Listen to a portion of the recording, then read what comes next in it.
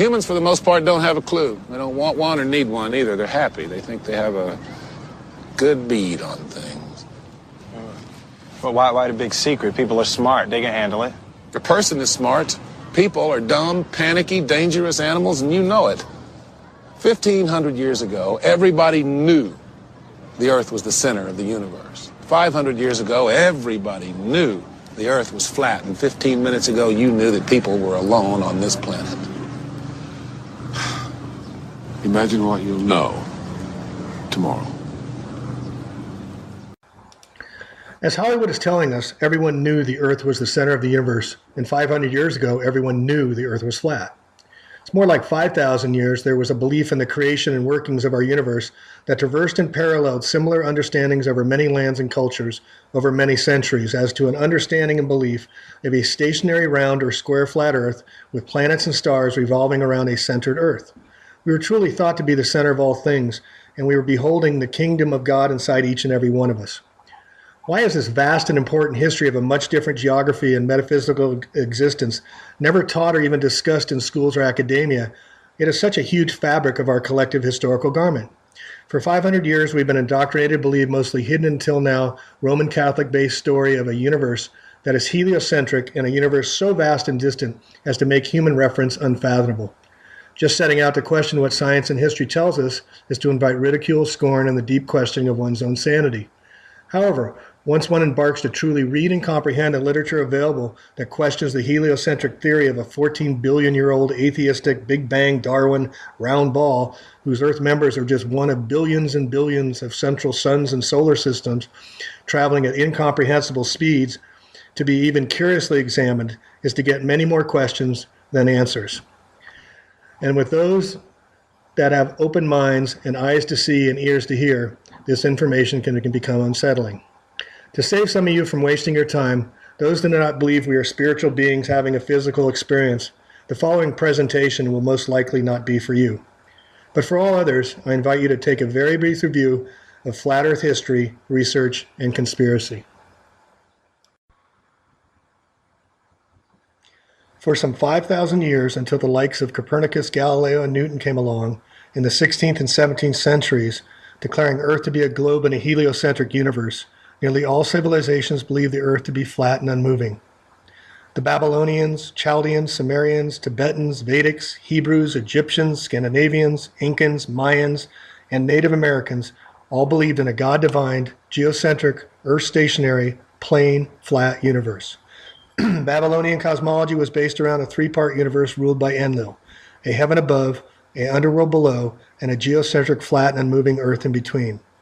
Babylonians believed in a six-level universe with 3 heavens and 3 earths, 2 heavens above the sky, the heaven of the stars, the earth, the underground of the Apsu, and the underworld of the dead.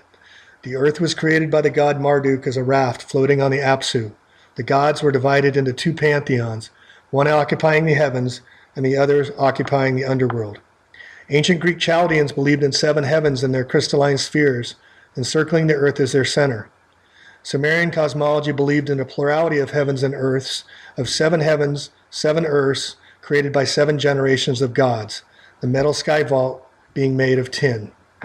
Ancient Vedic and Buddhist cosmology held that the earth was a disk consisting of 4 continents grouped around a central mountain, Mount Meru, like the petals of a flower. An outer ocean surrounds these continents. This view of traditional Buddhist and Jain cosmology depicts the cosmos as a vast oceanic disk, the magnitude of a small planetary system bounded by mountains in which the continents are set as small islands. Tibetans also believed in a metallic sky surrounded by an iron heaven. In Celtic mythology, the father god's skull is the dome of heaven, which echoes the Aryan idea that the sky evolved from the head of the cosmic man Purusha, and therein dwelled the earliest Vedic gods. The fear of Chicken Little comes from this ancient cosmology when Celtic leaders feared that the sky would fall on their heads. Ancient Arabics, being great mathematicians, applied their science to cosmology of 7 heavens and a vast universe sustained by Allah. The ancient Norse and Germanic peoples believed in a flat earth cosmography of the earth surrounded by an ocean and a cosmic egg, with a central world tree, Yggdrasil, or a pillar, Irminsul, in the center, similar to the Tibetan beliefs. The Norse believed that in a world-encircling ocean sat a snake called Jörmungandr. In the Norse creation, it is stated that during the creation of the earth, an impassable sea was placed around the earth like a ring. In the Finnish Kalevala, the sky is made of the finest steel. In ancient China, the prevailing cosmic belief was the earth was flat and square, while the heavens were round. Chinese astronomers describe the heavens as spherical. Quote, "The heavens are like a hen's egg and as round as a crossbow bullet. The earth is like the yolk of the egg and lies in the center." Yin-yang symbolism representing the circle in the sun and the moon above.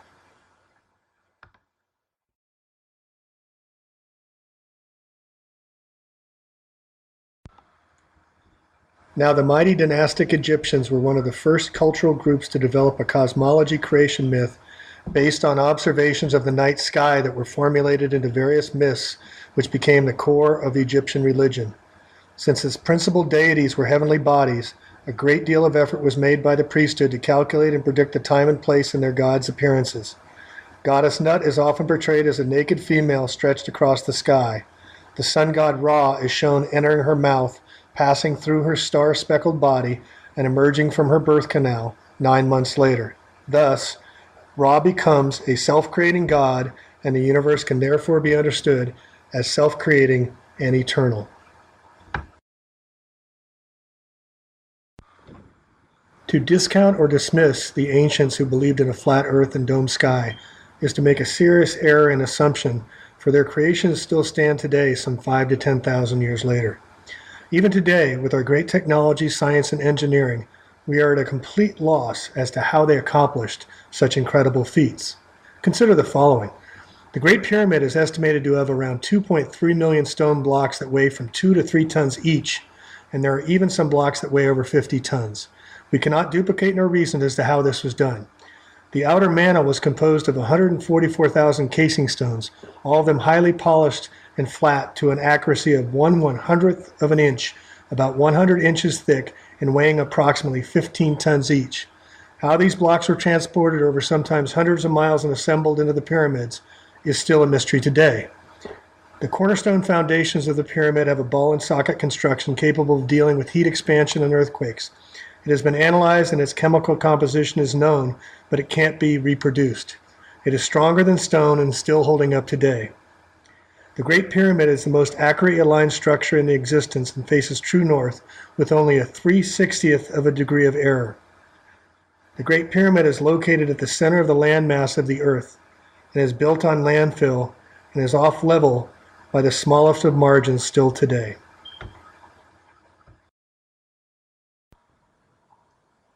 In each of the ancient Mayan, Incan, and Native American cosmologies, the universe was encompassed by the sky, earth, and underworld as well. Each viewed celestial bodies as living beings that influenced man and could be affected by them. Each held the belief that people came from the earth and dwelled in the center of the universe. The universe of the Maya was centered on a tiered pyramid and rested upon a crocodilian cosmic sea. 4 sacred beings supported the dome of heaven, illustrated as a 2-headed dragon, which had a body as a sky band of celestial symbols. It is arched over the moon goddess, who is holding the rabbit discerned in the moon's face, and a skeletal Venus and a sun god. The king of the Incan people believed he was the son of the sun, and the cosmos was centered on the sun temple at Cusco, Peru. Milky Way blended into the underworld and brought dark, fertile mud to the sky upon its return, which formed the patches that resemble animals. The sun is portrayed as a male god, and the moon as a female. The Navajo cosmos was portrayed as a sand painting. The first hogan, or level, was built in the place the ancestors emerged from and traveled through 3 previous worlds before arising from a hollow reed into this glittering place. The 4 quarters of the world is characterized with color, holy mountain, time of day, and a sacred person. The rainbow god is a guardian, and the sky sparkles with constellations of the Milky Way, symbolized by a band of crosses. Young warriors carry the blue sun and the white moon. Beyond the sky is a land in which the big yellow wind and the big red thunder rule. The world turtle, which is also referred to as the cosmic turtle or the divine turtle, is of a giant turtle or tortoise supporting or containing the world. The theme, which is similar to that of the world elephant and world serpent, we see occurring throughout Chinese, Vedic, and ancient American mythology. In the Cheyenne tradition, the great creator spirit Maheo needs some mud he takes from the coot's beak until it expands so much that only the old grandmother turtle can support it on her back. In the Mohawk tradition, the trembling or shaking of the earth is thought of as a sign that the world turtle is stretching beneath the great weight that she carries. Indians of North America use combs made of tortoiseshell to signify the margin between life and death. According to their beliefs, the cosmic tree emerges from the spine of the tortoise. The 13 shapes of the turtle's back also represented the 13 phases of the moon. In Chinese mythology, the creator goddess Nua cut the legs off the giant sea turtle Ao and used them to prop up the sky after Gong Gong damaged the Bazao mountain that had previously supported the heavens. Mount Kailash in Tibet is the physical embodiment of Mount Meru.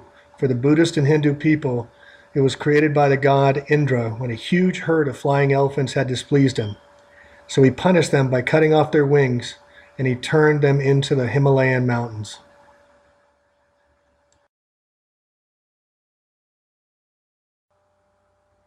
Most modern scholars claim that the Bible teaches an earth flat and rectangular in shape, which is placed on 7 pillars, which in turn are based on a foundation. Samuel Rowbotham, founder of the modern flat earth movement, cited 76 scriptures in the last chapter of his monumental second edition of Earth, Not a Globe. The Bible is a composite work over time, so there is no priori reason why the cosmology assumed by its various writers should be relatively consistent, but it is. The Bible is, from Genesis to Revelation, a flat earth book. The Genesis creation story provides the first key to the Hebrew cosmology. The order of creation makes no sense from a conventional perspective, but is perfectly logical from a flat earth viewpoint. The earth was created on the first day, and it was without form and void. On the second day, a vault, the quote firmament of the King James Version, was created to divide the waters, some being above and some being below the vault. Only on the fourth day were the sun, moon, and stars created, and they were placed in, not above the vault. The vault of heaven is a crucial concept. The word firmament appears in the King James Version of the Old Testament 17 times, and in each case it is translated from the Hebrew word rakia, which meant the visible vault of the sky. Daniel 4:10-11, the king, quote, saw a tree of great height at the center of the earth, reaching with its top to the sky and visible to the earth's farthest bounds. This same depiction of a central flat stationary earth with a central tree is found in many other cosmological beliefs throughout history.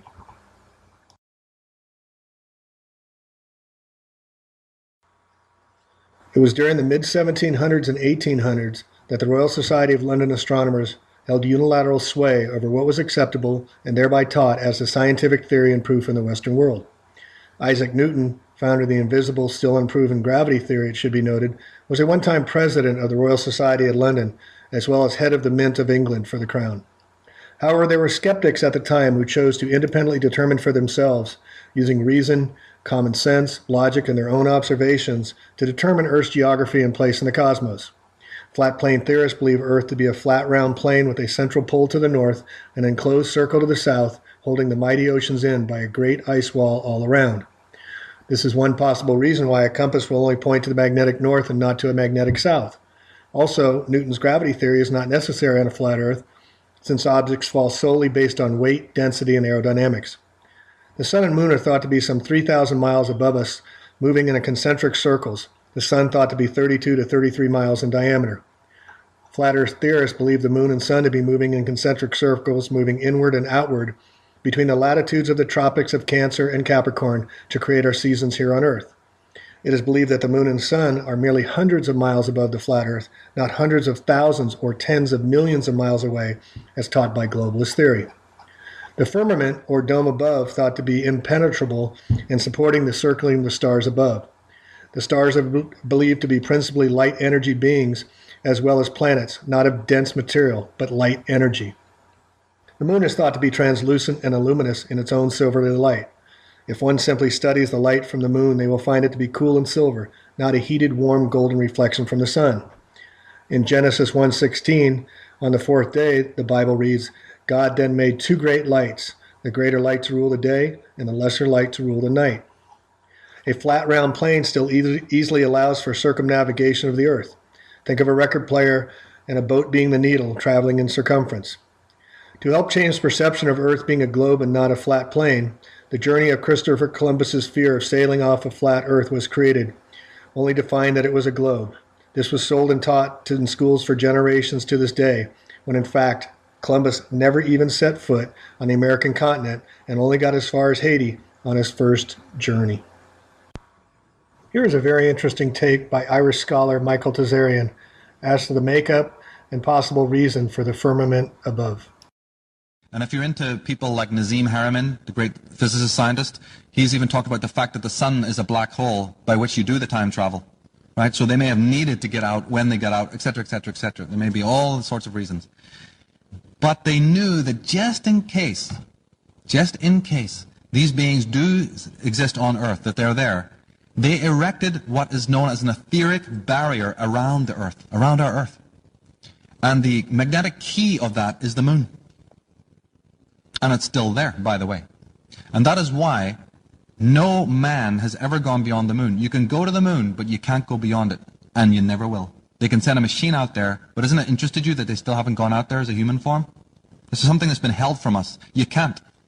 There's a barrier of energy up there around our Earth that's of an esoteric nature. It involves technology, yes, but of a technology of an extremely advanced nature that even these aliens probably couldn't crack or get out. So this Earth was in quarantine. If you read C.S. Lewis, he goes into all of this about Earth being quarantined.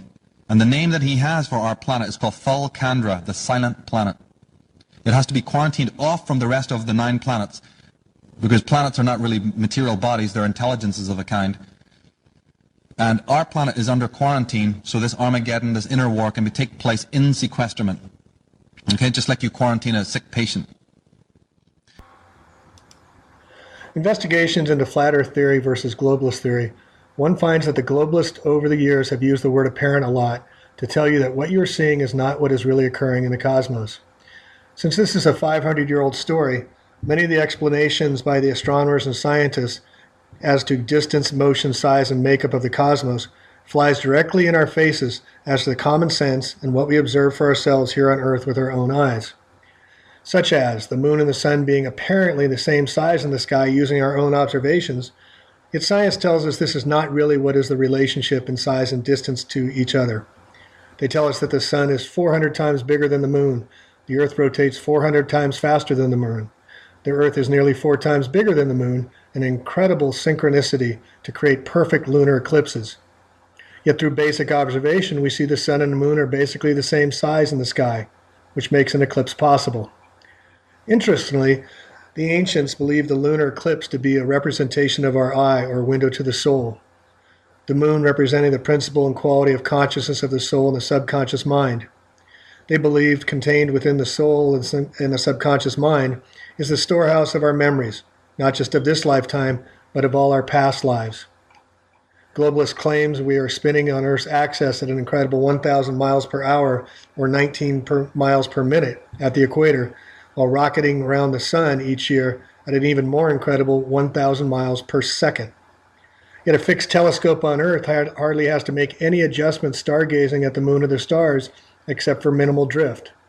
How can this be when an Earth is moving through space so rapidly while spinning so fast?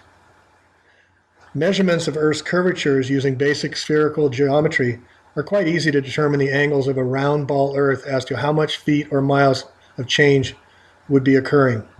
To determine how much the Earth falls away on the curve, you take miles squared times 8 inches. This is an inverse relationship, so the farther one travels, the greater the distance of feet or miles the Earth should be falling away. David Wardlow Scott in his book Terra Firma writes, quote, "Whoever heard of a river in any part of its course flowing uphill? Yet this is what would be required to do were the Earth a globe. Rivers like the mighty Mississippi, which flow from the north southwards towards the equator, would need, according to modern astronomic theory, to run upwards, as the Earth at the equator is said to bulge out considerably more, or in other words, is higher than at any other part. Thus the Mississippi, in its immense course over 3,000 miles, would have to ascend 11 miles before it reached the Gulf of Mexico. Water seeks its own level, and never do we see oceans go uphill or downhill, which would have to be the case if we were living on a sphere, as the heliocentrists claim we are. Another very easily verifiable point to that we are living on a flat Earth and not a globe is the Sala de Uyuni salt flats of Bolivia, the flattest place on Earth. It is 100 miles long by 84 miles wide and should have a drop of some 12 miles over its entire length, yet measurements show its total elevation change to be less than 3 feet over its total length, thus disproving a round ball Earth but a flat Earth. Renowned Greek philosopher Aristotle believed in a geocentric Earth, but questioned whether the Earth was truly flat or a sphere. He had 3 basic questions from his observations. The first question, the disappearance of a ship as it sails over the horizon, the hull vanishing first and the mast and the rigging last, and the reappearance of an approaching ship in reverse order. What Aristotle failed to comprehend is what is called the law of perspective.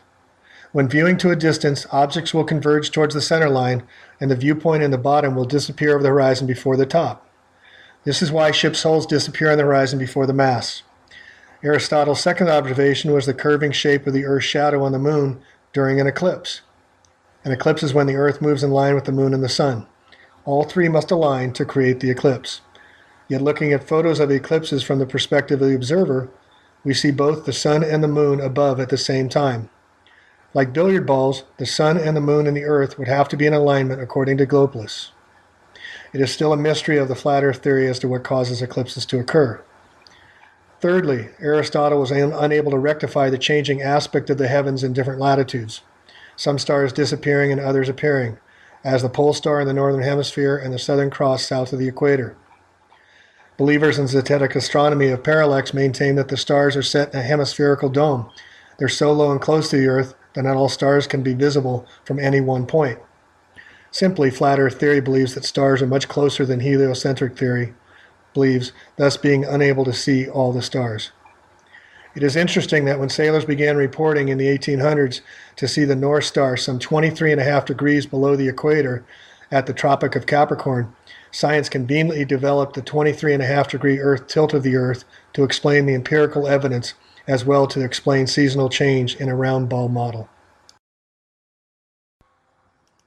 Heliocentrist linchpin theory is based on Newton's 3 laws of gravity postulated in the mid-1700s as an unseen, unknowable force that holds us all to Earth like Velcro along with our mighty oceans.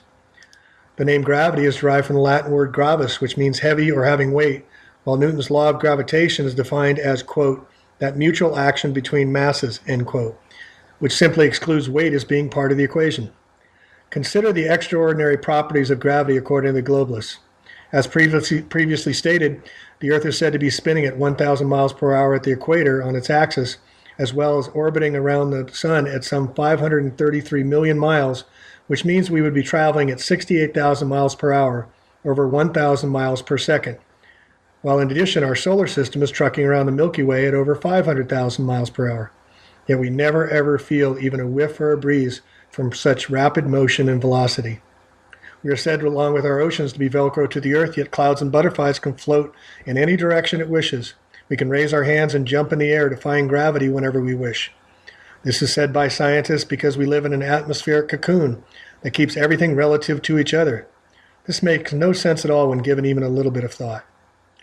Additionally, with the Earth on a tilt of 23.5 degrees would mean that gravity's pull against the centrifugal outward force would have to be much greater on its backside. Simply placing a soaked tennis ball on a drill bit and spinning it, water will naturally fly outward. This completely defies Newton's theory of gravity. How can this be so? Though flat Earth theorists will be the first to tell you they don't have all the answers, the same cannot be said for the globalists and their 500-year-old story. So let's ask some basic questions and see what we find. 1. Most of us have flown hours on a plane, yet according to spherical geometry, the nose of the plane should be pointing downward to stay with the curvature of the Earth. A jet plane traveling at 500 miles per hour would have to correct for the Earth's curvature of over 1/2 mile per minute, yet never ever does this, proving the Earth is not a globe. 2. The most basic of questions, yet very few ask and even fewer know the answer, according to globalist theory, is what even makes the Earth spin? Here we find little information, but according to science, the Earth was put into perfect rotation After the Big Bang spit out the sun, then the sun spit out the Earth some 4.3 billion years ago, where we traveled some 93 million miles away and settled into an elliptical orbit ever since.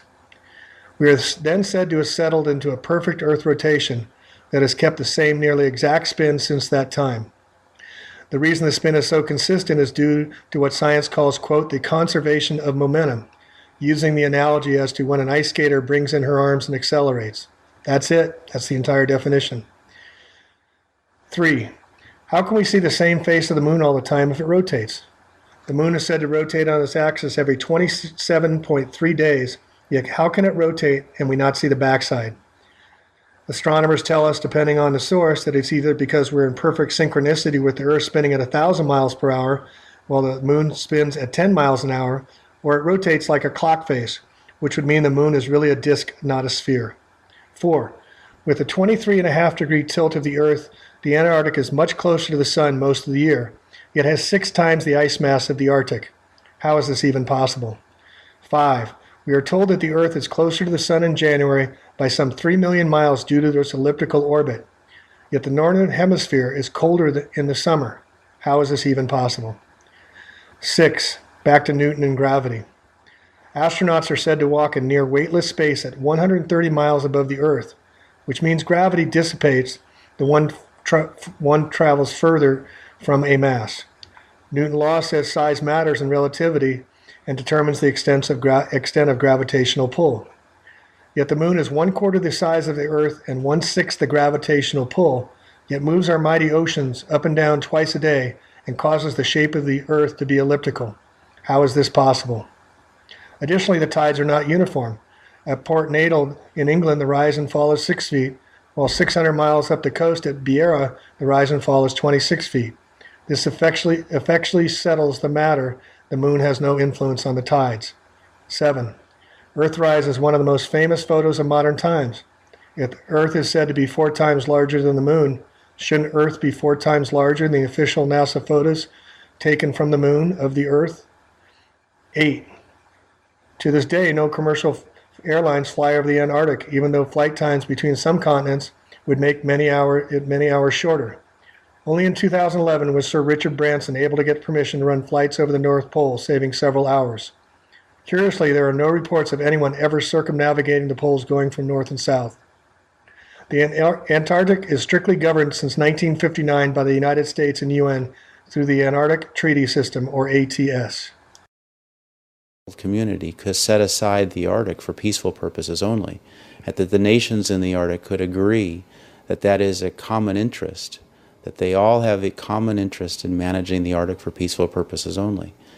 It's not an issue of economics, it's not an issue of environmental protection, it's an issue that crosses all of these uses and interactions. The Antarctic Treaty Summit, convening on the treaty's 50th anniversary, is to ensure the treaty stays in place. But it's also to showcase to the world an agreement in which sovereignty claims have been set aside. The lesson from the Antarctic Treaty is it matters not what your political system is, and it doesn't actually matter what your culture is, because there are some fundamental principles about the way in which people want to live that can actually underpin the way in which governance functions for the common good. And the Antarctic Treaty is the best example that we've had so far of how to work together. Today, when the major challenges for civilization, climate change, depleted resources, are not national but global issues, there's ever-increasing pressure to find a new model for governance. The Antarctic Treaty could be it. The question is, what's happened since then within the treaty system? Now, one of the provisions in the treaty under those environmental protocols deals with tourism. And I want to talk to you a little bit about that, because we are all going to be directly affected by that. As I said to you earlier, the area of the Antarctic Treaty that covers is any area south of 60 degrees south. So when this ship reaches that location, we are covered under those provisions. This ship cannot burn heavy fuel south of 60 degrees. this ship cannot carry heavy fuel south of 60 degrees. So the captain and the engineers have calculated very carefully how much heavy fuel they have on board, and they will be burning that off before we get south of 60 degrees. When we are south of 60 degrees, please, no food on the outside decks. You saw some pictures of birds earlier. If the birds come in, if you're out on the deck with food, and that bird comes in, you're in violation of the Antarctic Treaty under the U.S. laws, because this company operates from a U.S. company, so they have a permit from the Environmental Protection Agency to come here. No waste over the sides. So please be careful if you're outside with a container on, with your coffee lid on it, please. Be careful with the wind that doesn't get blown off. No smoking on the outside decks when we're south of 60 degrees. There'll be a location on 9. The Statue of Liberty in New York stands 326 feet above sea level and on a clear day can be seen as far as 60 miles away. How can this be when basic spherical geometry says it should be some 2,074 feet below the horizon? This once again proves the Earth is not a globe. And 10. Why have geocentrists never corrected the use of incorrect language to describe a spinning globe, Earth, traveling around a central sun over the centuries? Patience for anyone who denies that this challenge is real. We don't have time for a meeting of the Flat Earth Society. As stated previously, most of the 7 billion people on this world are absolutely clueless as to flat Earth theory going back thousands of years. Yet to this day it is a prominent topic on the lips and writings of those representing the occult hidden powers. According to the ancients, a picture or a symbol is worth 10,000 words. Here we see flat Earth imagery in the emblems and logos of governing agencies, including a Southern Circle ice wall, as in this, the Department of Defense's logo. And we see flat Earth with surrounding Antarctic ice on the official computer-generated maps from NASA. And we even see the United Nations flag with its telling Freemasonic nomenclature embedded in the outer laurel wreath surrounding a flat Earth, for those with eyes to see and understand what is really going on here. We see their acknowledgement of a flat Earth, such as in the New York Times bestseller book by Thomas Friedman, a New York Times writer and Council of Foreign Relations member. We also see it in the music industry. Thomas Dolby, founder of Dolby Sound, has it on his album cover. And of course, the Do No Evil, Evil Empire Google is on the front page of the past Earth Day logo in 2014. Like will be expanded upon in more depth a little bit later, the powers that run NASA are also the same powers that run our historical institutions, governments, and modern religions. They are all sun occult practitioners. This is why the story was changed when books first started being made available to the public in the 15th and 16th centuries. Here we see the emblem of an Apollo mission with the sun most prominently displayed, with the sun god Apollo riding his chariot and horses to a much less prominent moon mission.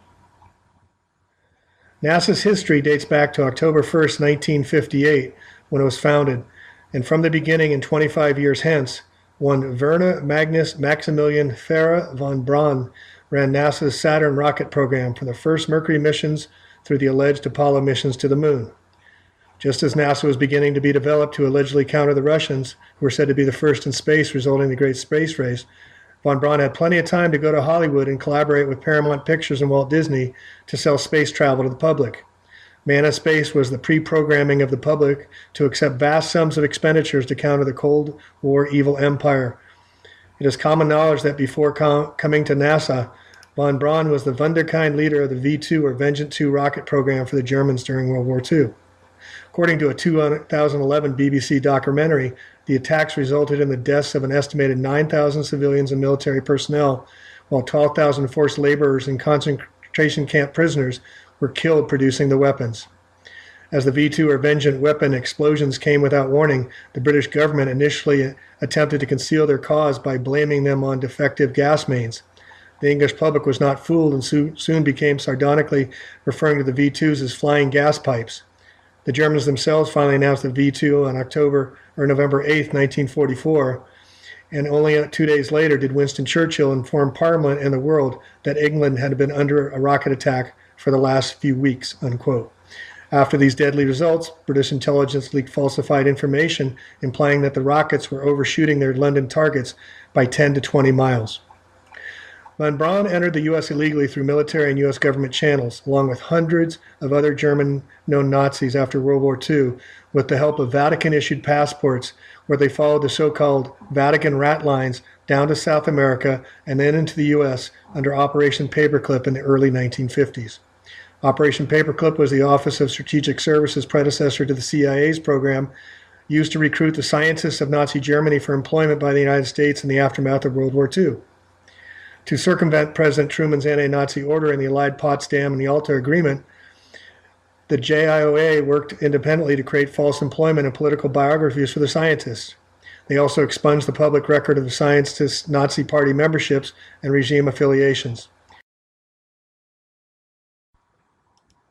Also included in Operation Paperclip was the bringing over to the U.S. J.D. Rockefeller-funded eugenicists like medical scientists Walter Schreiber, Kurt Blum, Hubertus Strughold, and Hans Ottmann. The so-called father of space medicine, Hubertus Strughold, was said to be one of the 13 people who participated in the Dachau concentration camp experiments. He was known to have been working on the infamous hypothermia or cold experiments, which exposed prisoners to freezing conditions to see how long it took them to die under such conditions, and if it was possible to be revived. The results obtained from torturing the inmates in concentration camps are used today by doctors to treat hypothermic patients. Further, irony is that the U.S. even currently has a Hubertus Strughold Award given out by the American Space Medicine Association for superior space medical achievements. Kurt Blum was a high-ranking Nazi who served as the deputy health minister to the Third Reich and researched bacteriological warfare, using cancer research as his official camouflage. Blum was fascinated by the use of carcinogenic agents and cancer-causing viruses. He ran a Nazi biological warfare program codenamed Blitzableiter, which means lightning rod. Blum's institute was therefore a camouflaged operation for the production of biological warfare agents. He also exposed prisoners in Auschwitz to sarin gas, which is a nerve agent that is classified as a weapon of mass destruction. 3 years later, Blum was tried at the Nuremberg trials for euthanasia and human experimentation, but was acquitted by U.S. Army intelligence.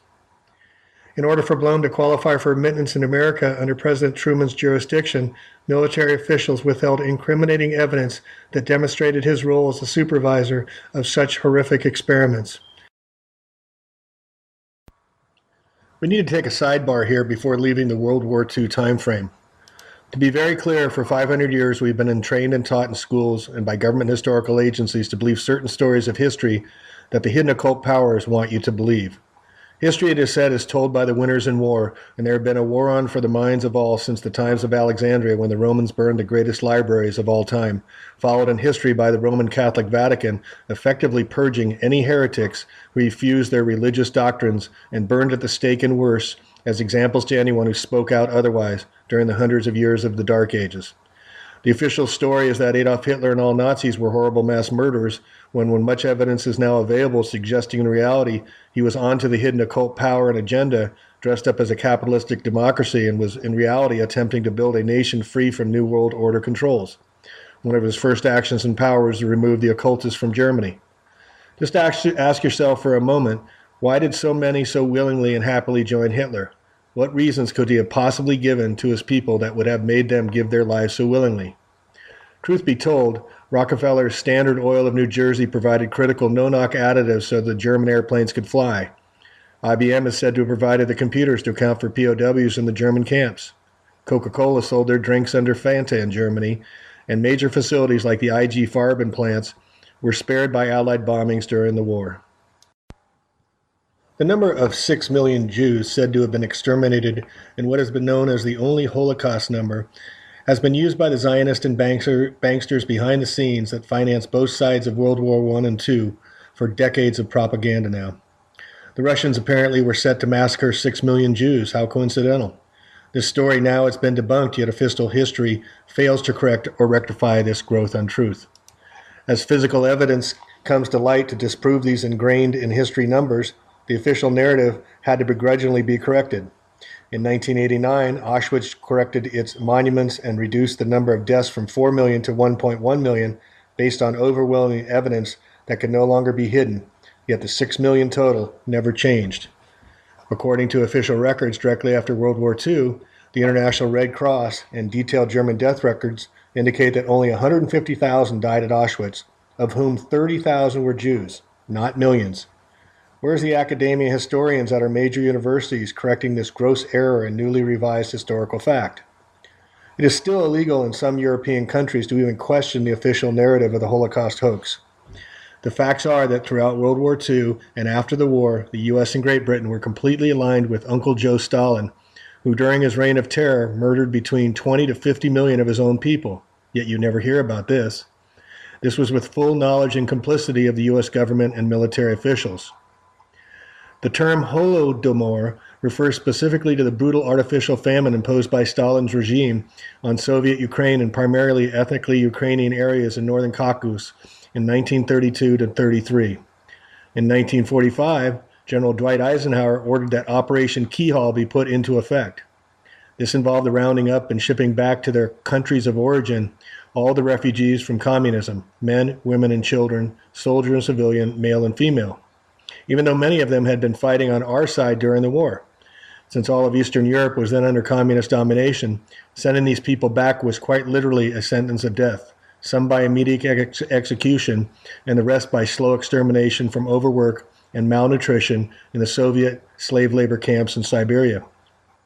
These people were rounded up at bayonet point and forced into freight cars and shipped off to their terrible fate. There was no accurate count kept, but the minimum figure was 2 million people and the maximum of 5 million people. After the war, millions more Germans died by starvation and disease in a ruined society, and 1.5 million German soldiers died in Eisenhower's Andersonville-like death camps under the infamous and barbarous Morgenthau-Baruch plans. The recent book Hellstorm by Thomas Goodrich is a must-read and tells the revisionist history of the U.S. directly involvement after World War II. The book lays out vividly and in great detail how the U.S. and specifically General Dwight D. Eisenhower reclassified some 1.2 million captured German POWs from POW to DEF, which stood for Detained Enemy Forces. The reason was so that he could get around having to provide food and medical aid to German prisoners, as was required by the International Red Cross and the U.S.-created Geneva Convention. Today we see the same banksters backed by Zionists in our Congress making unveiled threats of mass destruction, and a very, very large mirror is needed to shine light on who really is and has been the bad guys for centuries. So let's get back to the beginnings of NASA in 1958, where every photo and every story of space exploration has come from for over the past 50 years. The first NASA administrator in 1958 was Dr. Thomas Keith Glennon. Previously to NASA, he was the studio manager for 10 years at Paramount Studios in Hollywood. Then from 1942 to 47, he was administrator and director of the U.S. Naval Underwater Sound Laboratory, and then after the war was production manager for the photographic film manufacturing company ANSCO, also known as GAF. His work in movie making and underwater photography came in handy to fake the Apollo moon missions and spacewalks. Here is the massive underwater neutral buoyancy laboratory in Houston, Texas, which is said to facilitate astronauts with near weightlessness in space, but has been used for decades to facilitate fake space moon footage. Besides computer-generated imaging techniques and underwater photography, the other way NASA simulates missions is through zero-gravity planes. Once airborne and on a parabolic arc, weightlessness is created. Here in his alleged video of astronauts in the space shuttle up in space 130 miles, floating around freely in zero-weight gravity. Note how you can clearly see the crotch-climbing harnesses around the astronauts, as well as a shoulder harness in the bulk of their shirts. NASA can hide the wires, but cannot hide the obvious suspension apparatuses that allows them to flip and float about. This technology has been around since the beginning of the alleged space race, as can be seen from this footage from a Russian documentary about space travel made in 1957. This is just one more example of what we are shown today has existed in secret much longer than we are told. Но что это? Человек летает? Ну, конечно, ведь тяжесть исчезла.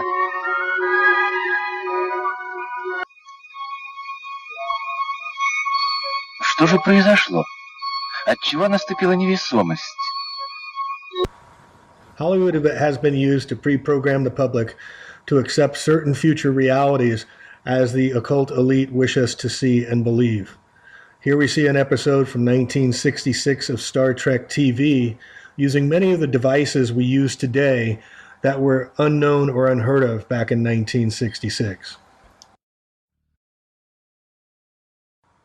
Trivia buffs should love the fact that Lieutenant Uhura of Star Trek fame, Nichelle Nichols, then went on to be a chief recruiter for NASA of the alleged astronauts in the late 1970s into the late 1980s.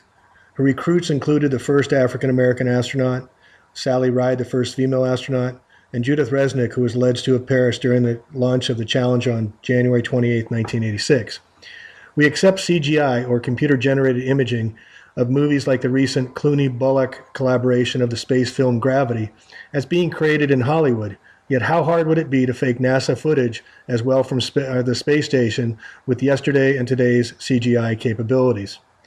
Fortunately, digital photo analysis advanced, so going back to official NASA photos, like this one of the alleged round ball Earth, shows many duplications that could not have possibly occurred were it a real photograph taken from space.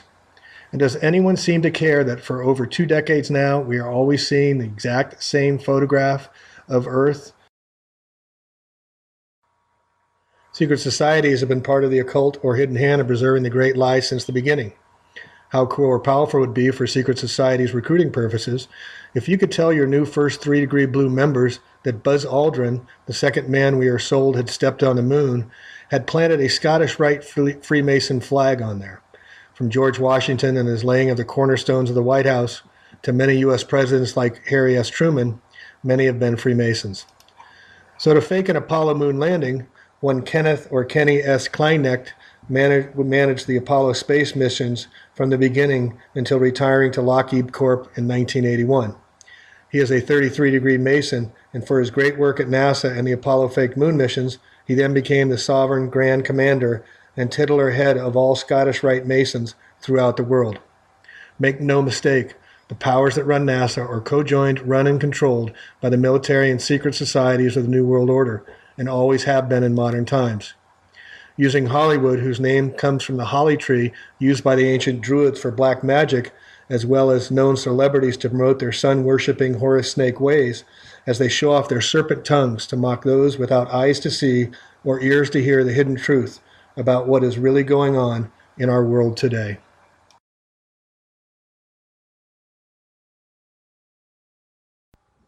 Up until December of 2014, no books had been written for some 70 years as to flat plane Earth theory. It was during the mid-1850s an independent, free-thinking gentleman and intellectual named Samuel Rowbotham traveled tirelessly for 30 years around Europe to teach flat Earth theory to anyone that would listen.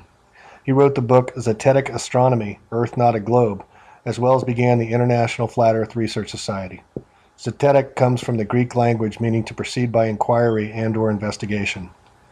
Following his death, Lady Elizabeth Blount, wife of explorer Sir Walter de Soddington Blount, established the Universal Zetetic Society. The society published a magazine, the Earth Not a Globe Review, and remained active well into the 20th century. William Carpenter continued on with Rowbotham's work as well. Mr. Carpenter published The Theoretical Astronomy Examined and Exposed, proving the Earth Not a Globe in 8 parts in 1864 under the name Common Sense. He later emigrated to Baltimore, where he published 100 Proofs the Earth is Not a Globe in 1885. In 1901, David Wardlaw Scott published Terra Firma, the Earth Not a Planet, provided from Scripture, Reason, and Fact. In the United States, as Einstein's theory of relativity was beginning to be promoted as scientific genius by the Royal Society of London, a very brave and intelligent man named Gerard Hickson took to the task to debunk the modern astronomers' heliocentric theories from Copernicus to Einstein. In his excellent little-known book, Kings Dethroned, he matter-of-factly proves the mathematical flaws and erroneous assumptions built upon when inventive theory made the proposition that the Earth was a sphere and not a flat, and rotated around the sun, and was not Earth-centric. This is a must-read for anyone to truly understand how science and astronomy has got it so wrong for so long. He was followed by Wilbur Voliva, who preached the flat Earth science in Zion, Illinois for over a decade, until the first space launches in the late 1950s and early 60s appeared to prove flat Earth theorists wrong, yet he continued to believe in and preach the flat Earth cosmology. In 1956, Samuel Shenton started the Flat Earth Society, and he too spent many years traveling around Europe, convincingly teaching flat Earth theory despite tremendous ridicule and scorn from newspapers, yet rarely losing an argument to round-ball heliocentric arguments and alleged proofs. In the 1970s, across the pond, Charles and Marjorie Johnson took up the cause, and determined to follow on Mr. Shenton's work, they published the Flat Earth News. Suspiciously, their home was burned down by an arsonist, and all their research and documentation, as well as their historical records, were lost in the fire. Sadly, Marjorie died shortly thereafter, and Charles died homeless and poor. Yet now, some 40 years later, a 30-something Eric Dubay has revived the conversation as to facts and myths of heliocentrism versus geocentrism. In his must-read book, Flat Earth Conspiracy, published in December, he emphatically proves viable evidence of a flat Earth, as well as showing evidence of 500 years of a globalist conspiracy. You're going to or from, but if the Earth was actually spinning at the rate that they say it was, flight times would be totally different. It makes sense, but yet I've been taught from an early age not to trust myself because they've got it on lock, so I just assume that the physics all kind of works out. But I know there are people who go to school for physics. You know, they study it for years and years, and it's just odd that none of them ever catch on to it. That I guess that guys like Newton created this entire fake science around a fake model, and yet all the math checks out. That's a little hard for me to rectify.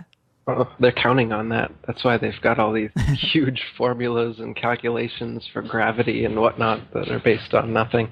So, like, they've got to wait for the ball Earth, all based on their gravity calculations. Science is designed exactly how economics and taxes are designed. The increasing complexity makes it so the average individual just has to trust the experts. You can follow it to a certain point, but then most people say, well, that's a little bit beyond me, but there's experts out there. They know what they're doing. I'm sure that this fractional reserve banking system, this debt-based system of rule is just fine.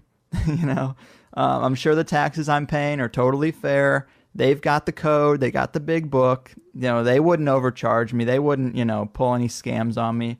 And you could apply the same thing to, of course, science, but it's just to what degree? This is a really far out degree.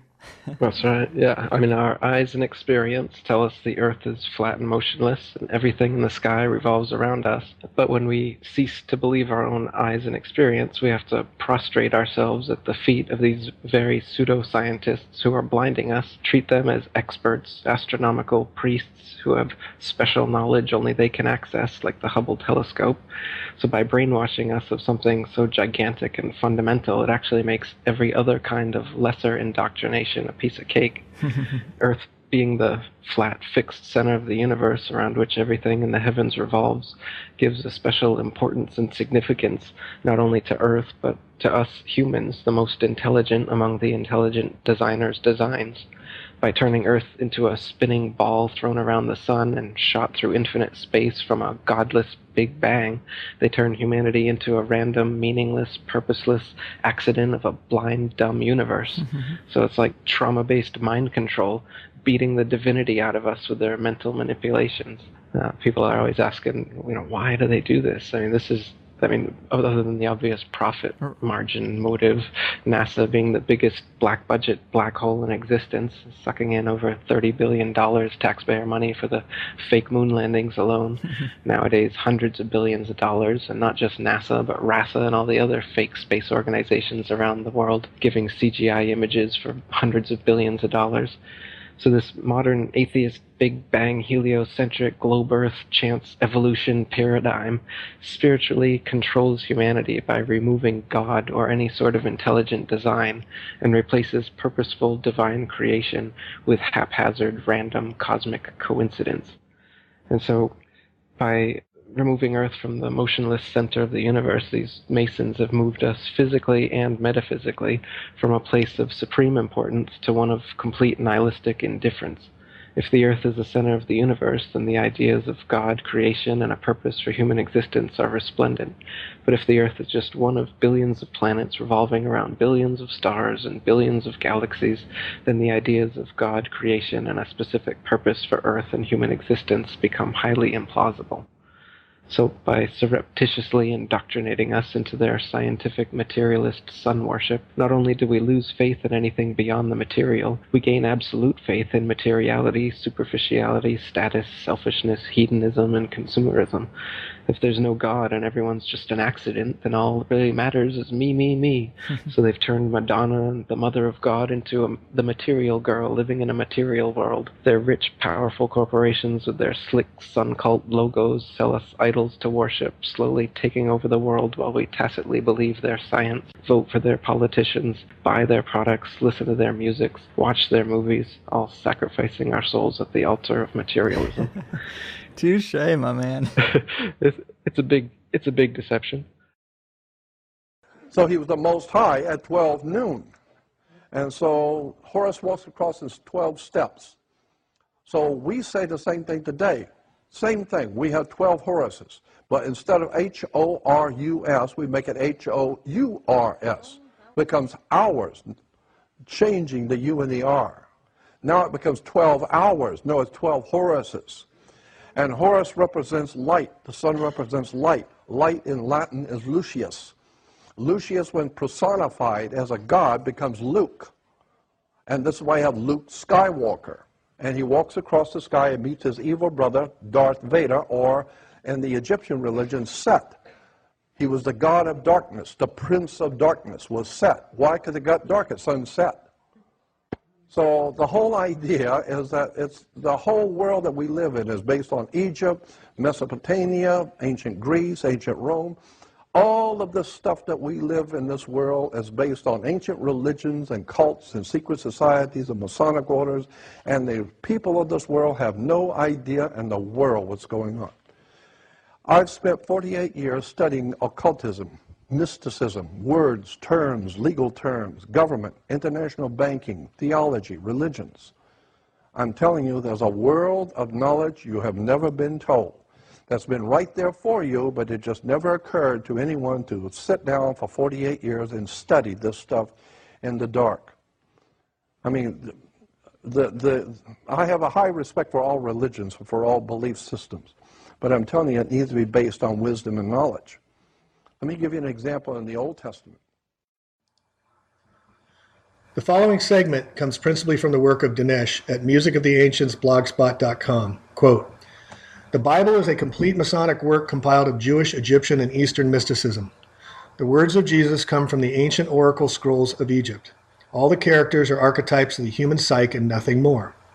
Horus, the virgin-born redeemer of the Egyptians, came into the world to destroy the enemies of the great god Ra.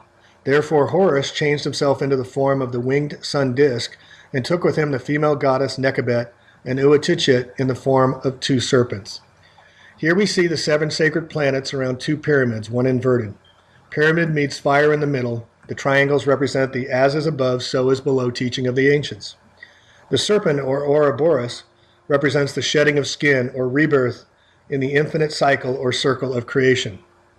After their successful war upon the enemies of Ra, Horus commanded Thoth, the god of secret wisdom, that the winged sun disk with the erect serpents should be brought into every sanctuary of all the gods of the lands of the south and the north. It should be noted that some of the earliest Christians, called the Ophites, actually worshipped the serpent.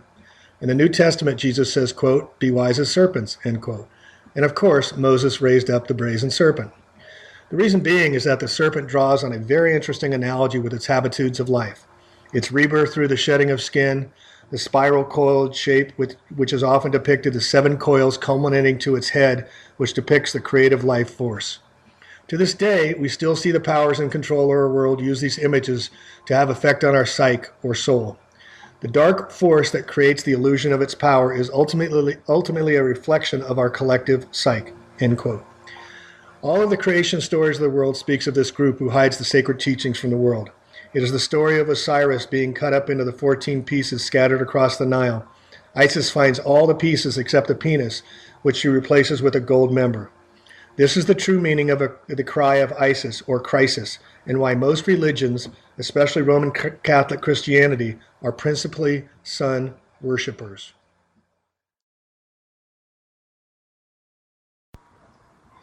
The creation story, or myth of the solar deities, seeks to keep the human soul decapitated forever.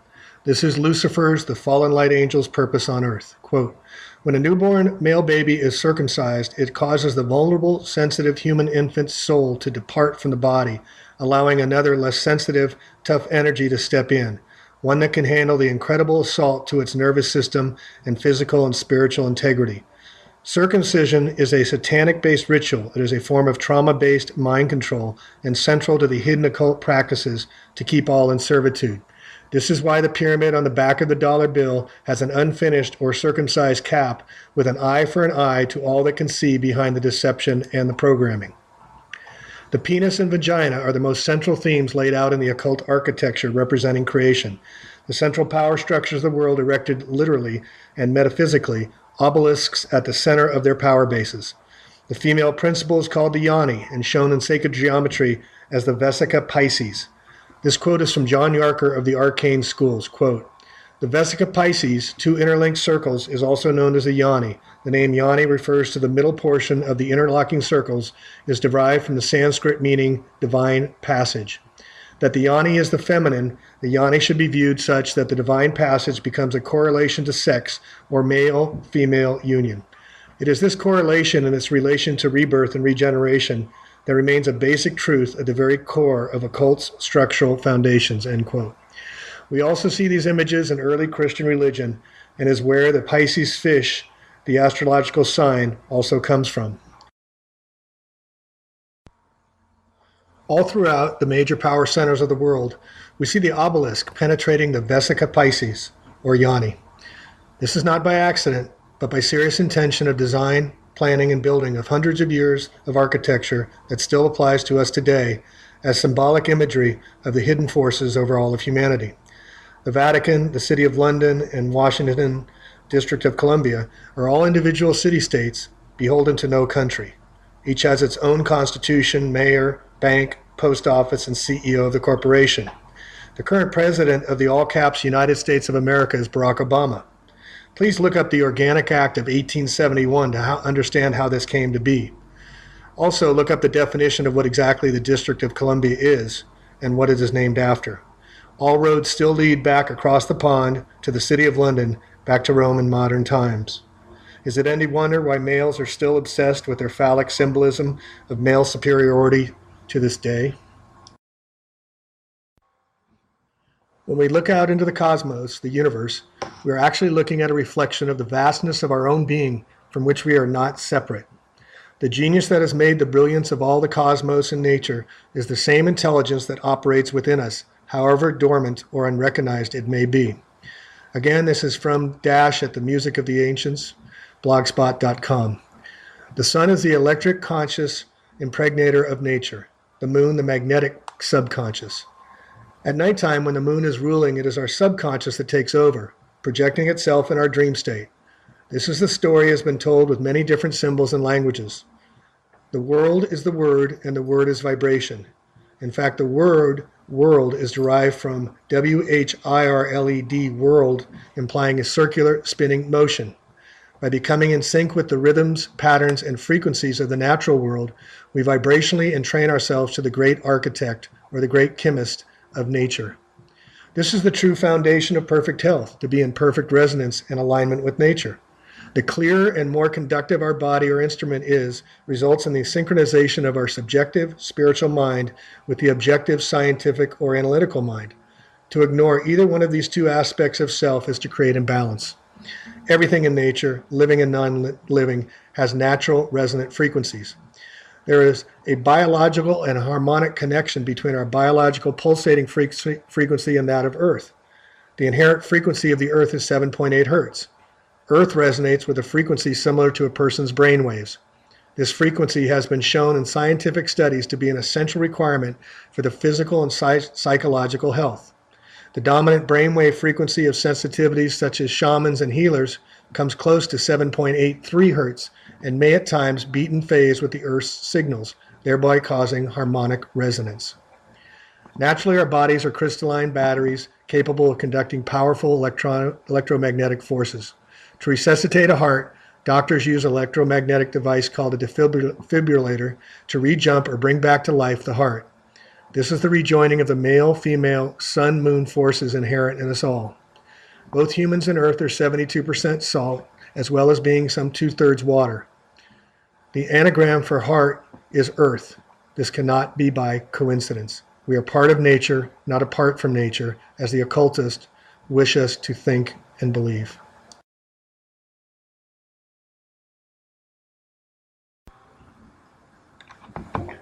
The number 7 plays prominently in sacred geometry, as well as in the vibrations of music as it relates to Pythagoras' music of the spheres, energy of the stars, and physical human form.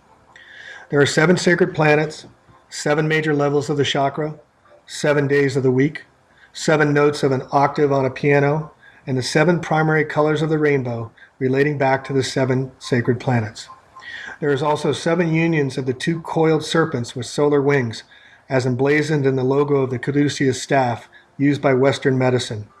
We see these 2 entwined serpents representing our DNA coiling up through the 7 chakras, or major energy centers of the body.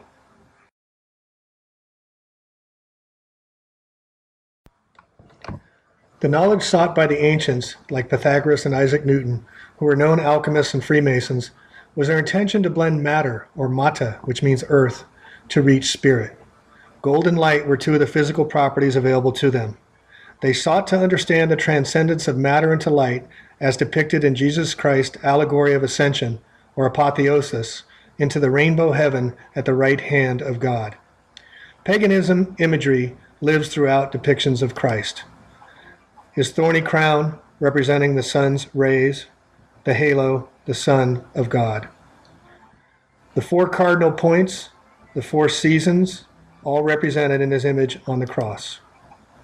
The allegory of the crucifixion itself is an attempt to prevent the unification of form and consciousness to attain enlightenment through the power of mind. Not so coincidentally, government literally means mind control. It is control of the mind the occult forces are after. The Vatican is a sun cult for anyone with eyes to see and ears to hear.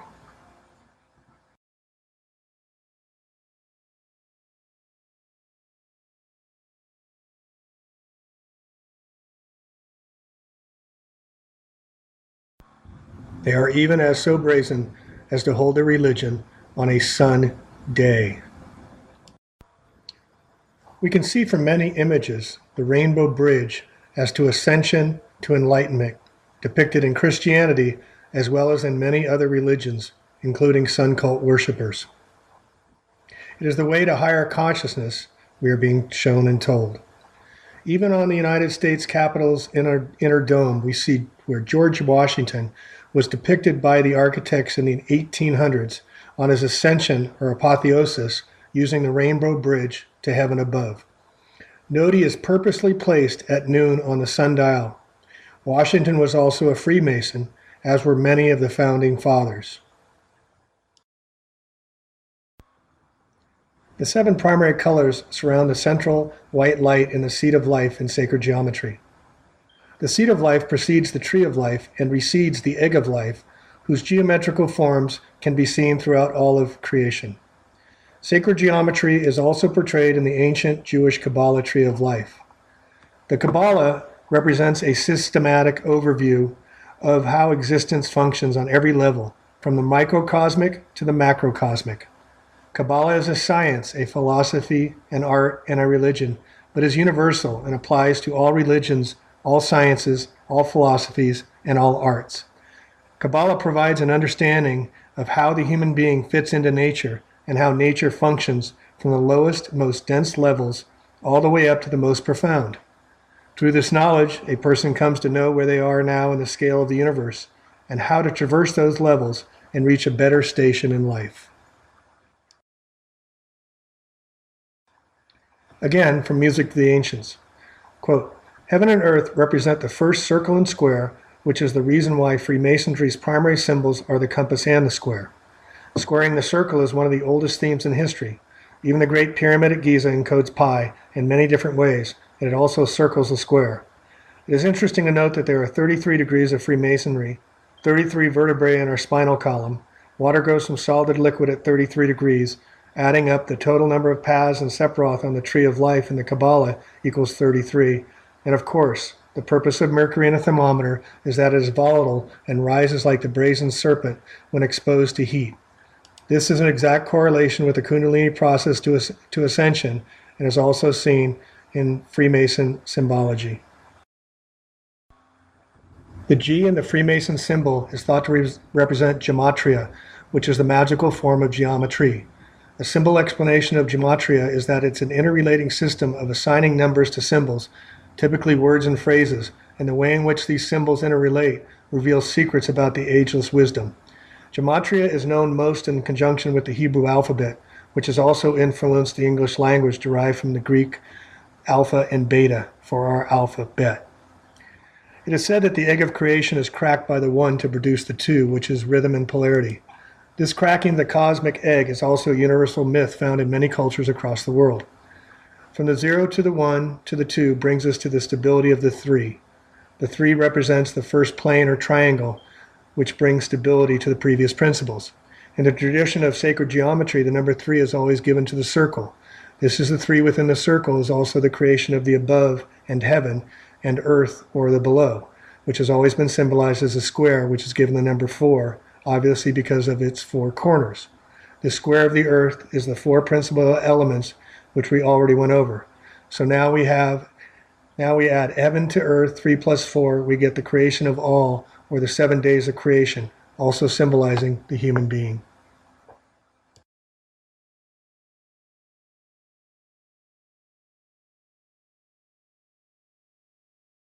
Schmuck's interested to go out with the movie stars to watch a ball game. Not me. I'm not going to any ball game. I'm going to an education at UCLA. I want to know who's running this country, how it works, who set up our government, who gave us our religions, where these religions come from. The whole idea of Christianity is nothing more than sun worship. I mean, the sun is our risen Savior. Of course the sun is your risen Savior. God's sun is our... You don't own the sun. Africa doesn't own the sun. So who owns the sun? Well, obviously God owns the sun. Well, then it's God's sun. And God's sun is the light of the world. Of course the sun's the light of the world. What the hell else lights the earth if it isn't the sun? So God's sun lights the world. He's the light of the world. He's our risen Savior. Of course it's your risen Savior. If it doesn't rise, you're dead in 6 weeks. So wait till it don't come up. And you'll see it is your Savior. And the sun, the Egyptians said the sun gives off energy, and energy is life. That's why you have the life of a battery. When the battery goes dead, there's no energy. So the Egyptians said the sun is pure energy, and it's giving its energy so that we might live. So God's sun is giving his life that you might live. Of course the sun's giving its life. It's giving its energy so that you can grow and the plants can grow. And once you begin to understand religion, where it comes from, the whole story of Jesus is nothing more than a metaphor. There was no Jesus, there was no Abraham, no Isaac, no Jacob, there was no Moses, no King Solomon. None of those people in the Bible ever lived. These are metaphors for something far deeper that the ancient writers were trying to tell you in a metaphor. There's a symbolic story. And if you don't get the symbolism, you will go for your whole life in trouble because you didn't know how to read the symbols. You don't know what's really going on behind the scenes. You drive down through Los Angeles.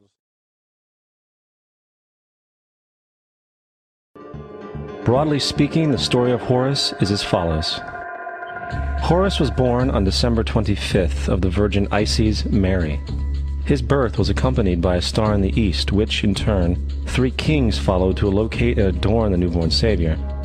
At the age of 12, he was a prodigal child teacher, and at the age of 30, he was baptized by a figure known as Anup, and thus began his ministry. Horus had 12 disciples he traveled about with, performing miracles such as healing the sick and walking on water. Horus was known by many gestural names such as the Truth, the Light, God's Anointed Son, the Good Shepherd, the Lamb of God, and many others. After being betrayed by Typhon, Horus was crucified, buried for 3 days, and thus resurrected. These attributes of Horus, whether original or not, seem to permeate many cultures of the world, for many other gods are found to have the same general mythological structure. Attis of Phrygia, born of the Virgin Nana on December 25th, crucified, placed in a tomb, and after 3 days was resurrected. Krishna of India, born of the Virgin Devaki, with a star in the east signaling his coming. He performed miracles with his disciples, and, upon his death, was resurrected. Dionysius of Greece, born of a virgin on December 25th, was a traveling teacher who performed miracles such as turning water into wine. He was referred to as the King of Kings, God's only begotten Son, the Alpha and Omega, and many others. And, upon his death, he was resurrected. Mithra of Persia, born of a virgin on December 25th, he had 12 disciples and performed miracles, and upon his death was buried for 3 days and thus resurrected. He was also referred to as the Truth, the Light, and many others. Interestingly, the sacred day of worship of Mithra was Sunday. The fact of the matter is, there are numerous saviors from different periods from all over the world which subscribe to these general characteristics. The question remains, why these attributes? Why? Few people realize that many of the greatest minds of our time have concerned themselves with this subject. Nothing is true, everything is permitted. The greatest minds that the world has produced primarily advocate the study and alignment of ourselves with nature. This constitutes the great work of the alchemist, whose operations exceed the depth of understanding of modern chemistry in many ways. This is what it means to climb Mount Meru, known as Mount Kailash in Tibet today. The tree of life is essentially a reflection of our own consciousness. A tree is a perfect symbol to connect the earth with heaven because its roots branch out into the earth and likewise its body reaches into the sky. In this way, it connects the below with the above and comes to represent the perfect distribution and growth of the universal force which spreads out from its seed to create its trunk, branches, leaves, and fruit. It simultaneously has come to represent the descent of spirit into matter and its ascent back to spirit while conferring the quality of immortality. There is a vast range of myths that circle around the tree, yet generally the deeper allegory remains hidden. Symbols and stories have tremendous power over the human being, especially when combined with cultural heritage and one's sense of identity. Throughout history, manipulative forces have inverted these symbols and myths for control and fear. In conclusion, if we are to approach the sacred science or royal path, we must come into the intelligence of the heart. Only through the middle path of the heart, which anatomically links the below and the above of our microcosm, can the ancient wisdom be understood. This is the middle path of the Buddha, and is why Christ is often depicted pointing to the heart. Bringing the two back into one, the above into the below, is the secret of the alchemical marriage. The importance of this cannot be overemphasized.